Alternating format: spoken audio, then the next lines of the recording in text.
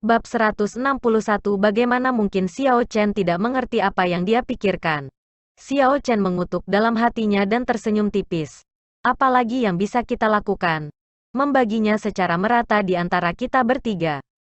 Ketika Song Qianhe, yang terluka parah oleh teknik rahasia puncak Qingyun, melihat Xiao Chen berniat untuk mendistribusikan batu rohnya, dia berteriak dengan marah. Kamu orang miskin, sampah, jangan sentuh batu rohku. Kalau tidak, aku. Xiao Chen tidak bisa diganggu dengan dia. Jadi dia hanya menginjak wajahnya dan memotongnya. Kemudian dia terus menginjak beberapa kali. Menarik kakinya ke belakang. Xiao Chen perlahan-lahan menggerakkan Lunar Shadow Saber ke leher Song Qianhe. Di bawah ancaman kematian. Song Qianhe sangat ketakutan sehingga ia menjadi pucat. Jangan bunuh aku. Ayah aku adalah master puncak dari Biyun Peak. Dia adalah puncak Martial King. Jika kamu membunuhku, kamu tidak akan pernah bisa melarikan diri. Chu Xinyun menyarankan. Tuan Muda Ye, kita tidak bisa membunuh Song Qianhe. Membunuhnya akan sama dengan memasuki jalan buntu. Xiao Chen menganggapnya lucu di dalam hatinya. Pada saat seperti itu, dia sebenarnya masih berbicara tentang tidak membunuhnya dan melepaskannya. Haruskah kita melakukannya dan menunggunya pulih dari luka-lukanya dan membuat masalah bagi kita lagi? Sama seperti Xiao Chen tenggelam dalam pikirannya. Belati, berkilauan dengan cahaya dingin, muncul dari lengan Song Qianhe dan jatuh ke tangannya. Dia bangkit dan menusuk ke arah Xiao Chen dengan ganas. Ini adalah langkah yang dipersiapkan Song Qianhe untuk waktu yang lama, kecepatannya sangat cepat. Meskipun Xiao Chen tenggelam dalam pikirannya, dia selalu menjaga kewaspadaannya.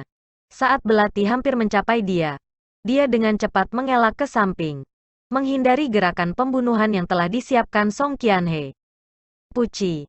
Melihat Xiao Chen menghindar, Song Qianhe langsung mengganti target. Dia mengalihkan belati ke tangan yang lain, memegangnya dengan keterampilan yang sama dengan yang lain, dan menikam Chu Xinyun, yang berada di samping. Gaun putihnya yang murni diwarnai merah.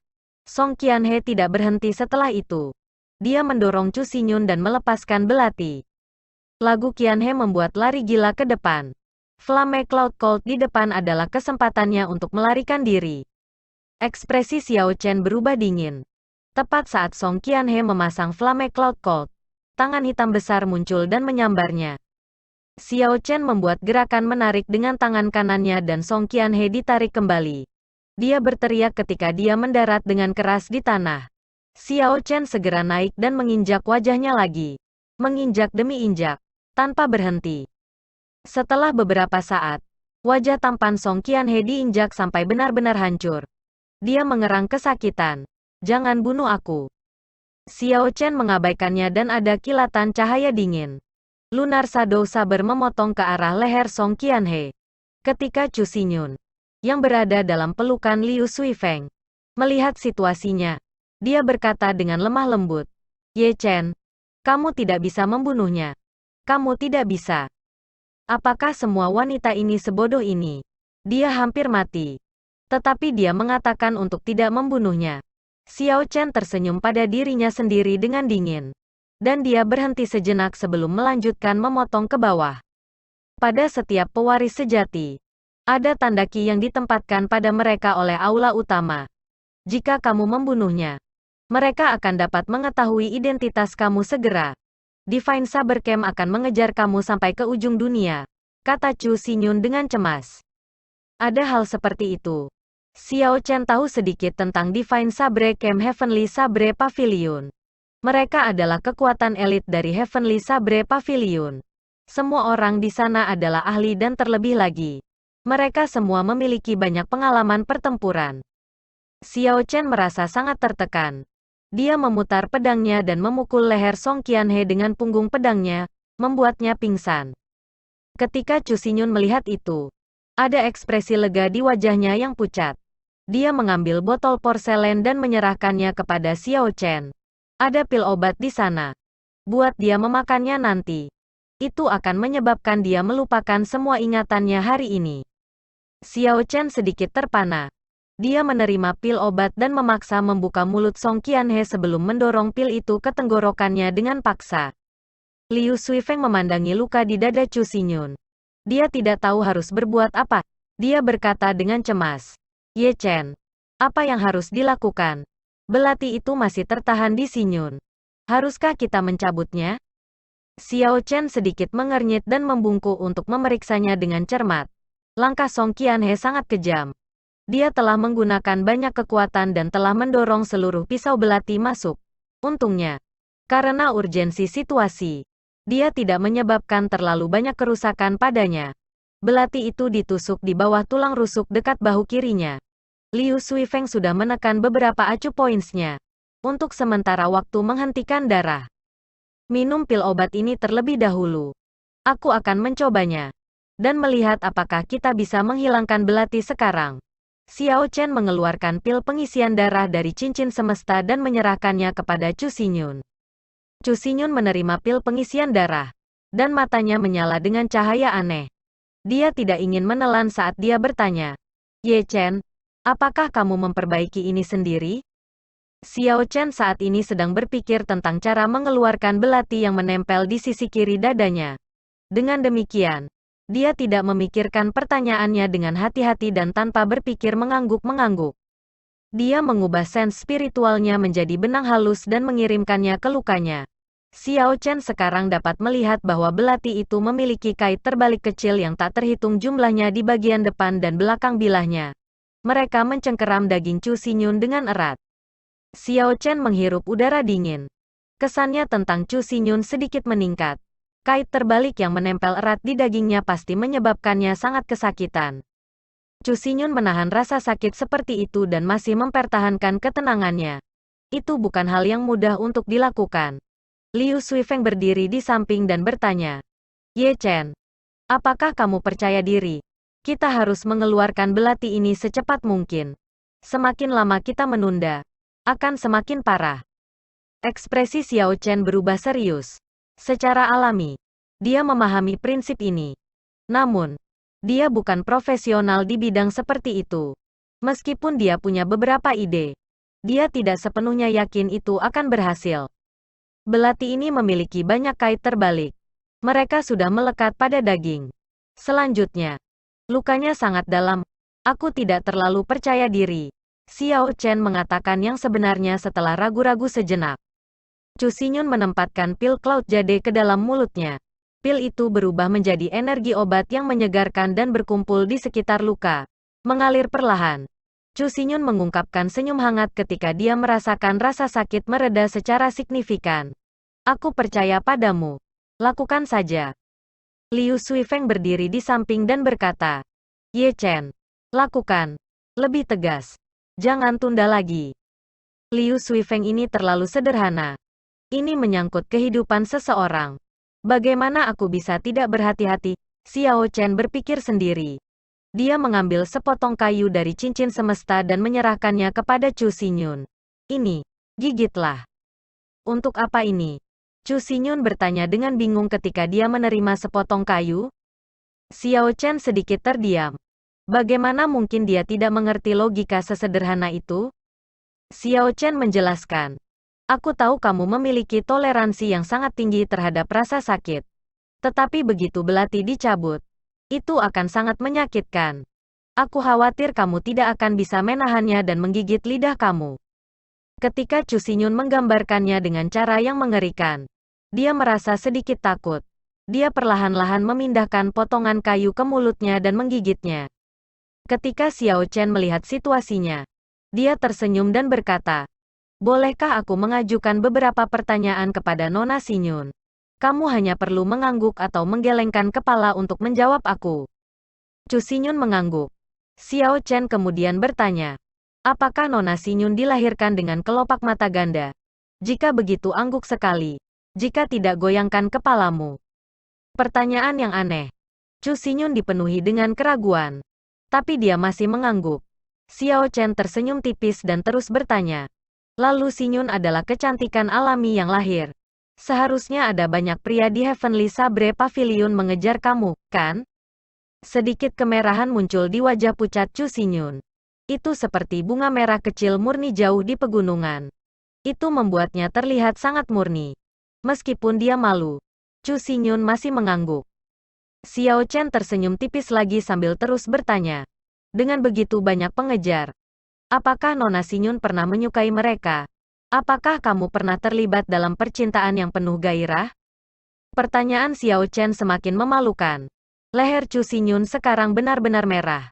Ini adalah pertama kalinya seseorang dari lawan jenis menanyakannya secara langsung. Chu Xinyun menggelengkan kepalanya untuk menunjukkan tidak. Xiao Chen terus mengajukan pertanyaan yang serupa, menyebabkan Chu Xinyun terganggu. Tanpa dia sadari, Xiao Chen sudah menggenggam gagang belati.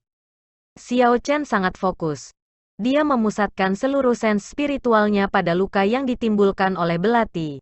Dia dengan hati-hati mengamati daging yang diikat oleh kait terbalik. Ini adalah waktu. Waktu untuk bagian yang paling sulit. Pikir Xiao Chen pada dirinya sendiri. Xiao Chen mengungkapkan senyum dan berkomentar dengan sangat jujur. Dalam hal ini, Nona Xinyun belum memiliki pengalaman seksual dengan seorang pria. Apa yang dia katakan? Mulut Liu Suifeng terbuka karena terkejut. Dia tidak menyangka Xiao Chen akan mengatakan hal-hal tercela seperti itu. Pikiran Chu Xinyun juga menjadi kosong. Ada kemarahan di matanya saat dia menatap Xiao Chen. Seolah-olah dia ingin mengirisnya menjadi ribuan keping. Namun, Xiao Chen mengabaikan semua ini. Begitu dia menyatakan itu, dia benar-benar fokus pada luka, tidak berani terganggu. Sens spiritualnya merasa bahwa ketika emosi Chu Xinyun mulai bekerja, daging yang terikat oleh kait terbalik pada belati berkontraksi dengan cepat. Xiao Chen secara akurat mengambil keuntungan dari jendela peluang di mana kait terbalik dari belati semua terjepit dan dengan tegas mengeluarkan belati. Darah menyembur keluar dan memercik di wajah Xiao Chen. Xiao Chen dengan cepat menekan beberapa acu poin, menghentikan darah agar tidak keluar. Dia memeriksa belati dan melihat bahwa selain dari darah, tidak ada daging yang terkoyak bersamanya. Xiao Chen tersenyum puas. Chu Xinyun belum pulih akalnya. Sebelumnya, ketika dia terganggu, dia hampir lupa tentang belati di lukanya. Tiba-tiba, ada rasa sakit yang sangat besar, menyebabkan dia mengerutkan kening dalam-dalam. Wajahnya mengerut saat dia menggigit sepotong kayu dengan keras. Setelah waktu yang lama, dia pulih dan melepaskan sepotong kayu di mulutnya. Ketika dia memikirkan pernyataan Xiao Chen sebelumnya, dia mengabaikan kondisinya yang lemah dan menamparkan Xiao Chen dengan keras. Dia memarahinya. Kamu merosot. Xiao Chen tersenyum tipis dan dengan lembut meraih pergelangan tangannya. Dia memukul lehernya dengan telapak tangannya, menyebabkan dia pingsan. Liu Suifeng bertanya dengan gugup. Ye Chen, apa yang kamu lakukan? Xiao Chen menjelaskan. Dia saat ini sangat lemah. Jika dia gelisah sekarang dan bergerak, itu tidak baik untuk tubuhnya. Yang terbaik baginya adalah beristirahat. Sebenarnya, Xiao Chen juga merasa bersalah. Dia takut Chu Xinyun mungkin membuat masalah besar dari ini, memburunya tanpa henti.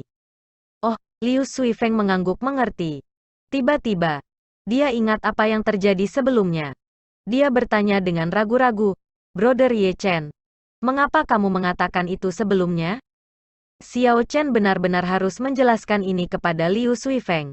Sebelum dia salah paham, Xiao Chen berkata, desain belati ini sangat berbahaya. Itu tertutup kait terbalik. Mereka telah menusuk dan menempel ke daging Chu Xinyun jauh sebelumnya. Meskipun dia tidak menangis, tubuhnya sangat tegang. Ototnya sangat kencang. Jika aku tidak mengalihkan perhatiannya, ketika aku mengeluarkan belati, dia akan kehilangan darah 2 kali lebih banyak daripada dia. Bab 162 Xiao Chen terdiam setelah mengatakan ini. Kemudian dia mengeluarkan belati dan melanjutkan. Permukaan belati tidak akan begitu bersih jika aku tidak melakukannya. Kalau tidak, itu akan menghancurkan sebagian besar daging. Aku takut dia bahkan akan menggigit sepotong kayu. Liu Suifeng berpikir sejenak dan merasakan bahwa apa yang dikatakan Xiao Chen masuk akal. Ekspresinya berubah hangat. Dan dia berkata, Ye Chen, terima kasih. Kamu tidak hanya membantu aku untuk mendapatkan bunga kristal es kembali. Kamu bahkan menyelamatkan Chu Xinyun. Xinyun mungkin salah paham dengan kamu. Tapi aku akan membantu kamu menjelaskannya nanti. Xiao Chen tersenyum tipis dan menepuk punggung Liu Suifeng. Jangan katakan itu. Aku telah menerima banyak perawatan dari tetua Sister Ruyu di Qingyun Peak. Melakukan semua ini diharapkan dari aku. Adapun kesalahpahaman yang dia miliki, tidak perlu khawatir tentang hal itu. Bagaimanapun, dia saat ini hampir pulih. Aku tidak akrab dengan dia, jadi tidak ada masalah menanggung cacat seperti itu. Setelah Xiao Chen berbicara, dia mengeluarkan pil pengisian darah dan gulungan perban. Setelah kera es melukainya, dia membeli ini kalau-kalau dia membutuhkannya. Perban itu dilapisi dengan obat berkualitas baik. Itu jauh lebih efektif daripada perban biasa. Xiao Chen menyerahkan perban dan pil obat kepada Liu Suifeng. Mengatakan, bantu perban luka-lukanya. Pada akhirnya, Liu Suifeng mengambil perban dan pil dan berjalan mengelilingi Chu Xinyun beberapa kali. Dia tidak tahu harus berbuat apa. Setelah beberapa saat, dia tersipu dan berkata, Brother Ye Chen, lebih baik kamu melakukannya. Aku tidak punya pengalaman. Apa-apaan, bocah ini hanya mengatakan kepada aku untuk lebih menentukan sebelumnya. Ketika tiba gilirannya, dia berbalik dan berlari. Pikir Xiao Chen tak berdaya. Apakah kamu tidak mengejarnya? Ini adalah kesempatan baik bagi kamu untuk tampil. Kamu ingin aku melakukannya? Apakah kamu yakin? Liu Suifeng bersenandung dan berseru. Tidak pantas bagi pria dan wanita untuk bersentuhan satu sama lain. Aku takut setelah Xinyun bangun, dia akan menyalahkan aku. Biasanya, Liu Suifeng tampak sangat riang dan santai. Namun sekarang ia begitu pendiam. Xiao Chen benar-benar kehilangan kesabaran dan mengambil kembali pil dan perban. Sila ini bukan pertama kalinya Xiao Chen melakukan ini. Dia sudah sangat akrab dengan ini. Dalam waktu singkat, dia merobek pakaian di sekitar luka Chu Xinyun. Ini mengungkapkan sepetak besar kulit putih krem. Xiao Chen sudah menguatkan tekadnya sebelumnya. Dia mengambil pil pengisian darah dan menerapkannya pada luka setelah menghancurkannya. Kemudian dia mengangkat pinggang Chu Xinyun dan membalut luka, lapis demi lapis. Semua selesai, kata Xiao Chen setelah dia selesai mengikat simpul terakhir dan bangkit. Setelah melakukan semua ini, Xiao Chen mulai mengatur rampasan perang. Dia benar-benar berhasil menemukan 50 batu roh kelas rendah lainnya di Yan Tianzeng. Menambahkan batu roh kelas rendah yang diperoleh dari 7 murid Biyun Peak. Ada total lebih dari 200 batu roh kelas rendah. Selain pil obat dan batu roh, Xiao Chen juga menemukan manual untuk Tricloud mengalir gambar. Xiao Chen menyisihkan setengah dari batu roh untuk Liu Suifeng. Namun, Liu Suifeng bersikeras untuk tidak mengambilnya. Dia mengatakan itu cukup baginya untuk mendapatkan bunga kristal es. Selanjutnya, orang-orang ini dibunuh oleh Xiao Chen sendiri. Itu tidak masuk akal baginya untuk mengambil batu roh. Xiao Chen merasa tak berdaya. Hanya ketika dia mengurangi jumlahnya menjadi 10 batu roh sebagai tanda niat baiknya Liu Suifeng menerimanya. Setelah itu, Xiao Chen melalui medan perang, menggunakan Purple Thunder True Fire untuk membakar semua tubuh di tanah dengan bersih. Lalu Xiao Chen memandang Flame Cloud Colt di dekatnya. Binatang-binatang roh ini tidak berkeliaran. Xiao Chen takut meninggalkan bukti dan hanya bisa membunuh semua Flame Cloud Colt senilai ribuan tael emas. Ketika dia selesai melakukan semua ini, dia melihat Song Qianhe yang tidak sadar dan menunjukkan ekspresi jijik. Dia menendangnya dengan keras, membuatnya terbang, membuatnya mendarat dan digantung di pohon. Ketika dia menyelesaikan semua ini, Xiao Chen berjalan ke Liu Suifeng dan berkata, apa yang sedang dicari oleh Herbal Xuan Xinyun? Apa yang harus dilakukan? Tidak ada waktu untuk disia-siakan. Aku akan membantunya mengumpulkan mereka. Ketika dia bangun, kami akan segera pergi. Liu Suifeng berpikir sejenak dan berkata, aku tidak dapat mengingat dengan sangat jelas. Dia hanya memberi tahu aku sekali. Ada Ice Heart Grass, Frost Concealing Flower, Cold Ice Fruit, serta Purple Snow Lotus. Kurasa, ini semua adalah herbal peringkat 5. Mereka seharusnya tidak sulit ditemukan. Pikir Xiao Chen. Jaga dia. Ketika aku kembali kita akan segera pergi. Setelah Xiao Chen berbicara, dia cepat-cepat pergi, menghilang dari penglihatan Liu Suifeng. Setelah beberapa saat, Dia berhenti di atas pohon besar. Inti spiritual dalam kesadarannya keluar bersama dengan sens spiritualnya. Segera, semua ramuan di sekitarnya muncul dalam kesadaran Xiao Chen. Ada terlalu banyak herbal. Xiao Chen mengeluarkan beberapa arahan. Menghilangkan semua herbal yang bukan pangkat 5. Segera hanya 100 aneh pangkat 5 herbal tersisa di lautan kesadarannya. Ini membuatnya lebih mudah untuk dicari. Xiao Chen membuka matanya dan menunjukkan senyum. Dia sudah menemukan daerah di mana Ice Heart Grass tumbuh. Tempat itu memiliki banyak es ular peringkat 4 dingin. Xiao Chen berpikir sebentar dan membuat tindakan balasan untuknya. Mereka hanya roh binatang peringkat 4. Tidak perlu menghabiskan terlalu banyak upaya pada mereka. Sementara Xiao Chen mencari cara untuk mendapatkan ramuan. Chu Xinyun bangun lebih awal dari yang diharapkan. Yang paling penting adalah Xiao Chen telah meremehkan kekuatan Chu Xinyun. Selain itu, karena dia dalam keadaan lemah, dia tidak memukulnya terlalu keras. Saat Chu Xinyun perlahan bangun, kepalanya terasa pusing. Setelah waktu yang lama, dia perlahan-lahan tersadar dan melihat perban di dadanya. Wajah cantiknya langsung memerah dan berkata ke samping Liu Suifeng. Suifeng, siapa yang merobek pakaianku?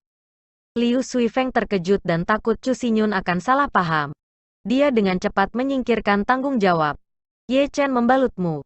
Aku tidak terlalu pandai dalam hal-hal ini. Chu Xinyun mengungkapkan ekspresi marah saat dia berjuang untuk duduk. Dia bersandar di pohon dan berkata, Ye Chen ini. Awalnya aku pikir dia hanya licin dan licik. Bahwa dia semua berbicara dan tidak ada yang lain. Aku tidak berharap dia menjadi benar-benar sampah tanpa rasa kesopanan. Tidak heran suster senior Leng akan memanggilnya bajingan pengecut. Liu Suifeng merasa malu di hatinya. Dia melihat bahwa situasinya sudah berubah menjadi kubur dan dia dengan cepat mengatakan kepadanya apa yang dijelaskan oleh Xiao Chen kepadanya. Setelah Chu Xinyun mendengarnya, dia memikirkannya untuk waktu yang lama. Dia tahu apa yang dikatakan Xiao Chen masuk akal dan bahwa dia telah salah paham tentang Xiao Chen. Dia merasa malu. Tetapi dia tidak mau mengakui kesalahannya. Meski begitu, dia tidak bisa begitu saja merobek pakaian seorang wanita. Terlebih lagi, bicarakan hal-hal tercela seperti itu. Bang, tiba-tiba, Xiao Chen mendarat di tanah dan menendang awan debu. Dia terkejut melihat Chu Xinyun bangun. Dan dia berkata dengan heran. Kapan kamu bangun?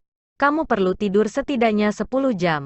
Kalau tidak, tubuh kamu akan butuh waktu lama untuk pulih. Melihat Xiao Chen kembali begitu tiba-tiba, Chu Xinyun memerah bahkan lebih dalam. Xiao Chen memandang Liu Suifeng, dan mereka berdua saling bertukar pandang. Xiao Chen mengerti apa yang sedang terjadi dan tidak bisa menahan nafas. Jika itu adalah dunia sebelumnya, ini tidak akan dianggap apa-apa. Sekarang dia berada di dunia ini. Segalanya menjadi sangat bermasalah. Xiao Chen melemparkan sebotol pil pengisian darah ke Chu Xinyun dan berkata, jika kamu bersikeras tidak tidur, maka minum obat ini selama 3 hari. Konsumsi oral dan aplikasi topikal. Sehari harus cukup. Setelah Xiao Chen berbicara, dia melambaikan tangannya dan membuang herbal yang baru saja dia pilih untuk Chu Xinyun. Sebuah kapal perang perak terbang keluar dari mata kanannya. Dan dia melompat ke atasnya. Liu Suifeng membantu Chu Xinyun juga. Ketika Xiao Chen melihat bahwa mereka berdua telah naik, ia segera mengendalikan kapal perang untuk menuju ke pintu masuk lembah angin jahat. Setelah beberapa saat, Chu Xinyun telah mengatur ramuan dengan benar.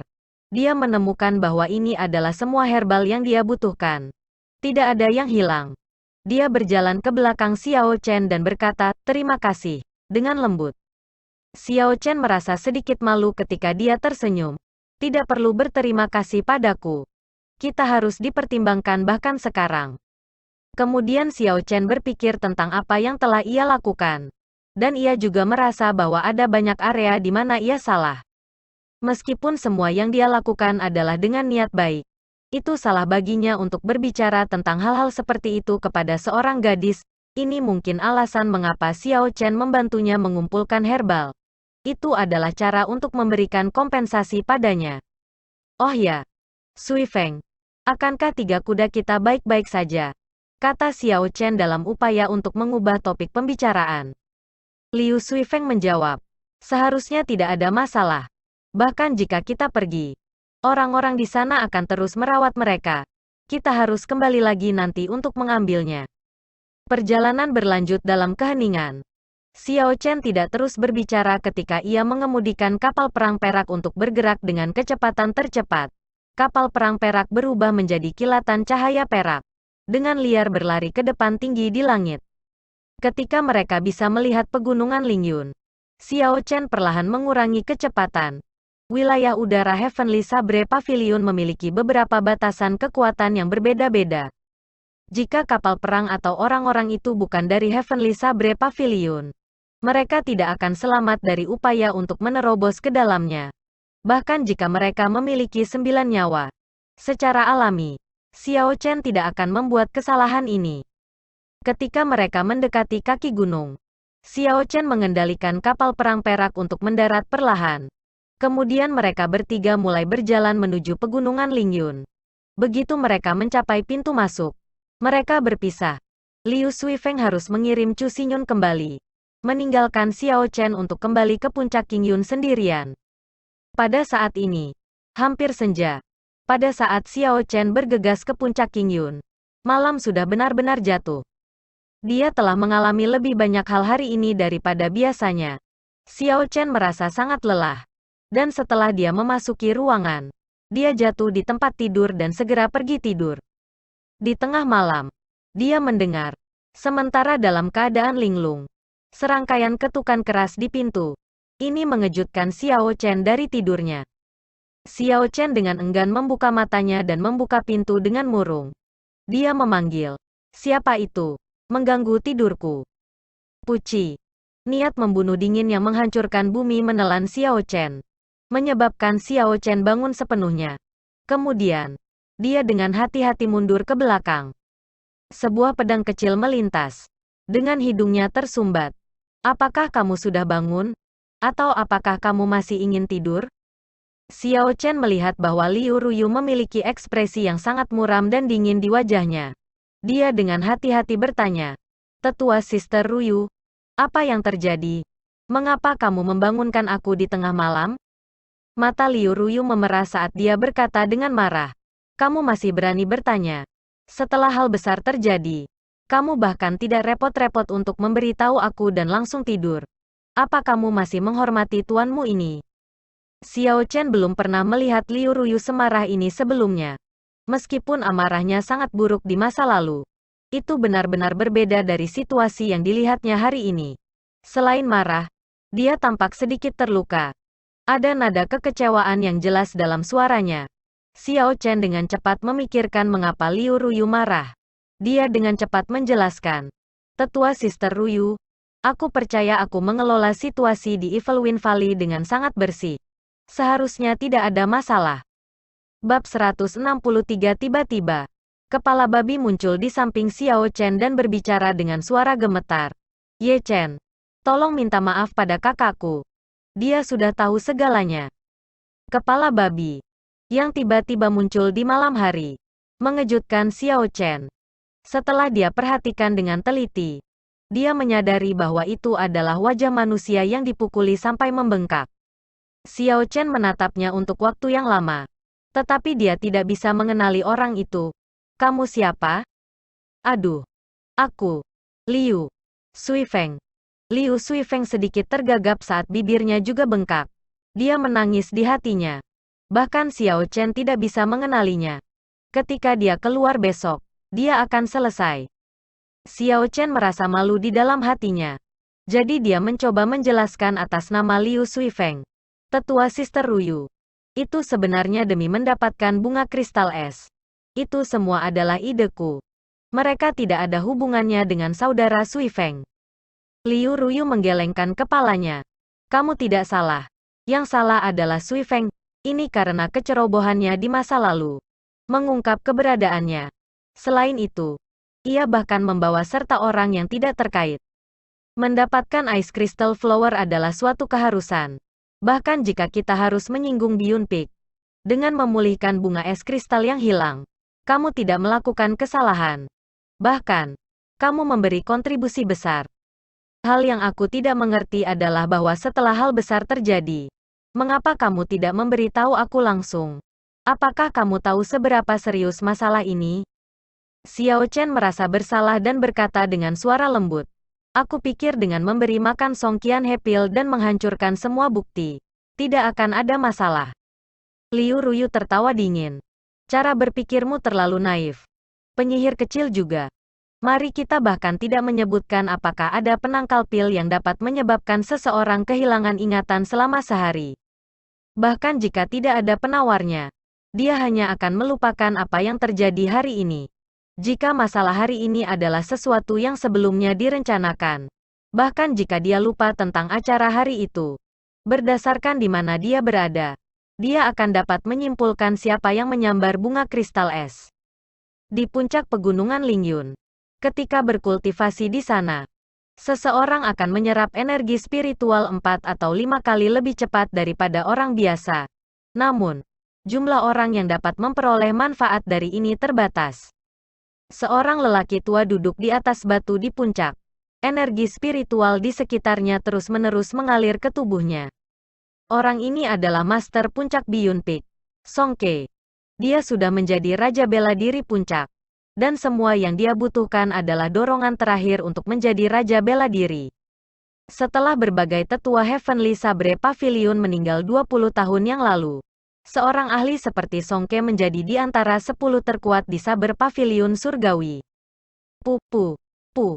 Ada suara langkah kaki yang mendesak. Sesosok muncul bergegas dari bawah gunung. Dia membawa pedang tebal di punggungnya. Ketika dia berada sekitar 10 meter dari orang tua itu, dia melambat hingga berhenti. Ekspresi wajahnya jelas sangat gugup. Song Ke merasakan kehadiran orang ini dan perlahan membuka matanya.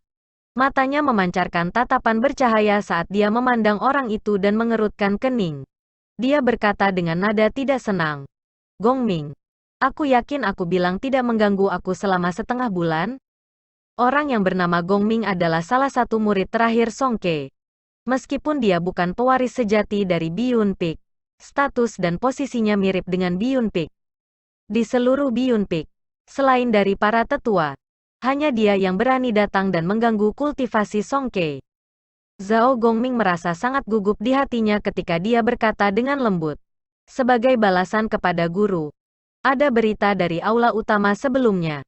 Mereka mengatakan Live Tablet Junior Brother yang disimpan di aula utama memiliki aura yang sangat lemah.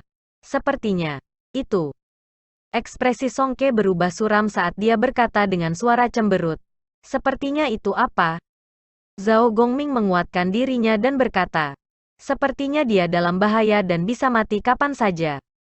Bang, Song Ke tiba-tiba berdiri dan batu tempat dia duduk hancur, berubah menjadi pecahan batu yang tak terhitung jumlahnya. Niat membunuh yang menghancurkan bumi melintas di matanya. Jadi Song Ke menenangkan dirinya dan berkata, kapan ini terjadi? Kemana Qianhe pergi? Dengan siapa dia pergi? Ceritakan semuanya dengan rinci. Sebelum dia datang, Zhao Gongming sudah mengumpulkan semua informasi. Dia segera mulai menceritakan secara sistematis, memberikan semua perincian. Kemarin, Bruder muda memimpin 6 murid Biyun Peak ke Pavilion Evil Wind. Mereka semua adalah Grandmaster Martial Grade Medial dan di atasnya. Berita yang aku dapatkan adalah bahwa Liu Ruyu membutuhkan bunga kristal es dari Evil Wind Pavilion untuk membuat obat untuk menyelamatkan seseorang. Aku tidak tahu bagaimana Junior Brother mendengar berita ini.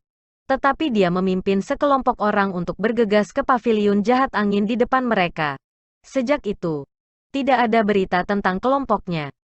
Cahaya dingin menyala di mata Song Ke. Dia berkata dengan suara dingin. Liu Ruyu, dia lebih baik berdoa tidak ada yang terjadi padanya. Kalau tidak, aku akan membunuh semua orang di puncak Qingyun. Tidak menyayangkan siapapun.